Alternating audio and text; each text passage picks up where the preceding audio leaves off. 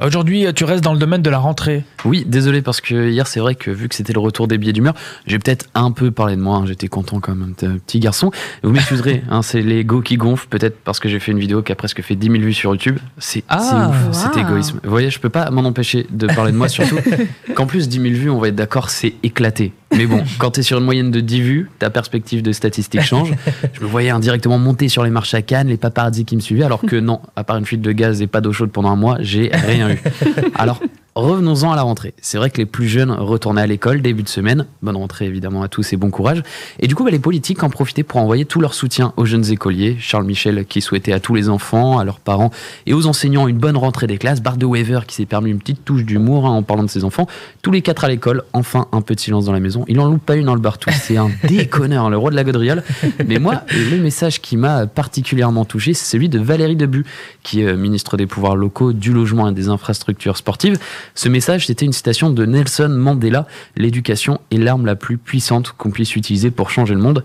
Alors, peut-être pour changer le monde, mais pas pour se faire un max de thunes. Je crois pas que la Wallonie vende 46 millions d'euros d'éducation, parce que clairement, le Yémen se porterait vachement mieux. Je crois pas que ce soit avec des encyclopédies en carta qu'on fait des dizaines de milliers de morts.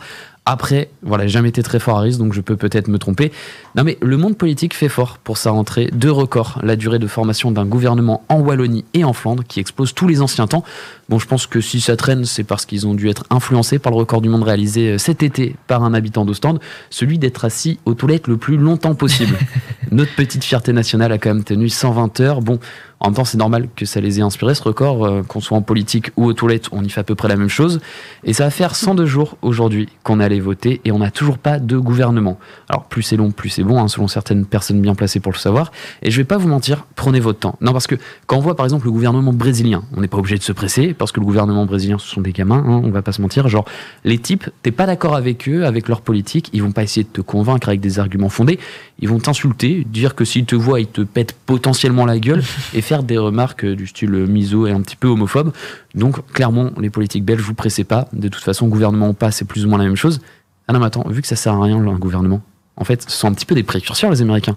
Tu m'étonnes qu'ils aient voté pour Trump et Bolsonaro. Non mais c'est vrai, quitte à ce qu'ils fassent n'importe quoi, autant qu'ils nous divertissent. Eh ben, tu sais quoi ? Là, attends, j'ai une vraie idée. On va lancer le premier gala de boxe politique. Imagine les affiches. Raoul Edbo face à Dries Van Langenhove pour la ceinture des poids extrémistes. Théo Franken qui défendra sa ceinture régionale face à Jean-Marc Nollet. Et en main in event, Di Rupo qui affronte Charles Michel pour la ceinture fédérale. En octogone. Ouais, ça serait stylé en vrai. Alors, la rentrée, c'est souvent un petit peu le moment de prendre des bonnes résolutions. Tu sais, où les élèves se disent « Allez, cette année, c'est mon année, je me mets vraiment au boulot ». Et ce qui serait bien chez nos politiques, c'est qu'ils arrêtent de dire « Ouais, on va se mettre à travailler » et qu'ils le fassent vraiment.